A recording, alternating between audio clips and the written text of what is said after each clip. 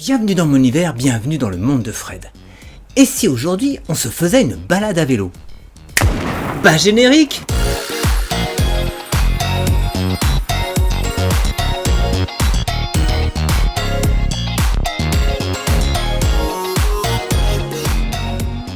Bonjour à toutes et à tous, une fois encore je suis ravi de vous retrouver chez moi. Pour commencer, je tenais à vous remercier pour avoir participé en nombre à mon jeu de la semaine dernière, mais également pour la qualité des retours que vous avez fait pour son déroulé.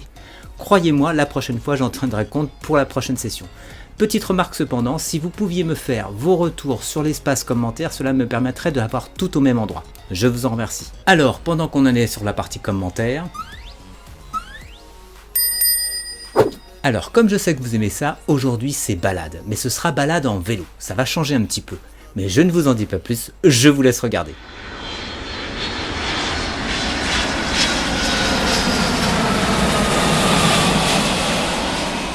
Aujourd'hui, je vous fais découvrir une de mes balades favorites en vélo. On commence par Vincennes avec le plus grand château fort royal subsistant en France.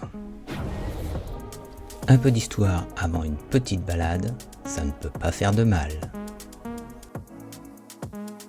Ancel, c'est parti pour la promenade. Me voilà à nouveau sur mon fidèle destrier de fer pour traverser ce magnifique bois de Vincennes. Couvrant une superficie de 995 hectares dans l'est parisien, le bois de Vincennes peut être considéré comme l'un des deux poumons de la capitale, avec le bois de Boulogne. Comme j'aime ce lieu, car il est plein de petits endroits où il fait bon faire un peu de sport, se détendre ou pique-niquer entre amis. Vous connaissez maintenant mon goût aigu pour les espaces verts.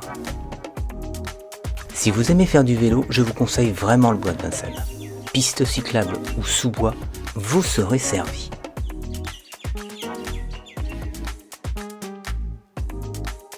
Mais fini le bois, car le début de notre périple commence réellement ici.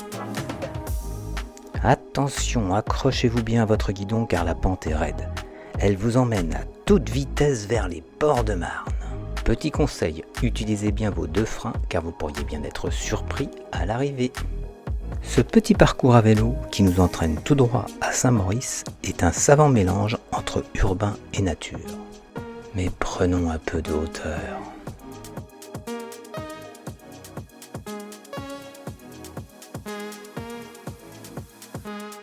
En quelques coups de pédale, nous arrivons sur un petit pont qui donne un air de vacances à la région parisienne.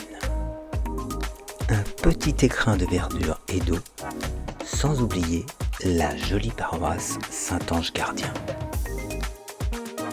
Mais ne perdons pas de vue notre objectif et repartons vaillamment sur notre vélo. C'est en compagnie d'un superbe soleil que nous quittons la route pour nous diriger vers le chemin de halage. Désormais, il ne vous reste plus qu'à vous laisser porter par cette voie qui longe la Marne et l'autoroute A4. Situation étrange que d'être coincé entre les voitures et la potée presque irréelle de l'eau. Mais cette dichotomie a quelque chose de presque charmante, car on a l'impression d'être sauvegardé de la ville. Je roule et je roule encore sans rien rater du spectacle qui s'offre à moi. Le reflet des arbres et des nuages sur l'onde de la rivière. Mais brisons là mon onirisme et repartons de plus belle. Que vous soyez à pied ou à vélo, la balade réserve quand même quelques surprises. Attention! Quelques touches de street art posées de ci de là accompagnent notre visite du lieu. J'ai beau être passé ici des dizaines et dizaines de fois, mais jamais je ne m'en lasse. Ne me demandez pas pourquoi, je ne pourrai pas vous répondre. Pas de belles pierres, pas de statues, pas de monuments historiques, que de la nature. Grand coup d'accélération qui nous emmène directement sur la passerelle nous permettant de rejoindre Maisons-Alfort, mais aussi de surplomber l'écluse de Saint-Maurice. Après cette petite pause, nous redémarrons pour aller vers une petite curiosité. Shine Agora. Cet immense hôtel-restaurant asiatique paraît comme anachronique à la croisée de la Seine et de la Marne. C'est donc désormais la Seine qui a remplacé la Marne et l'autoroute A4 se fait malheureusement de plus en plus présente. La réalité de la ville est de retour.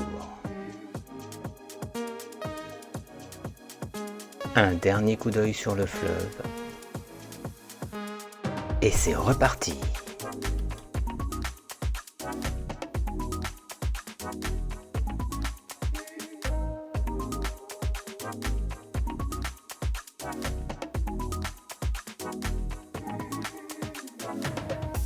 Alors j'espère que vous vous êtes bien détendu les jambes sur votre canapé, car maintenant c'est à vous d'aller faire la balade à vélo.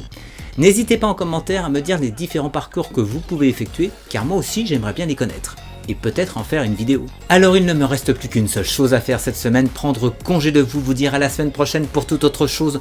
Prenez soin de vous, bye bye.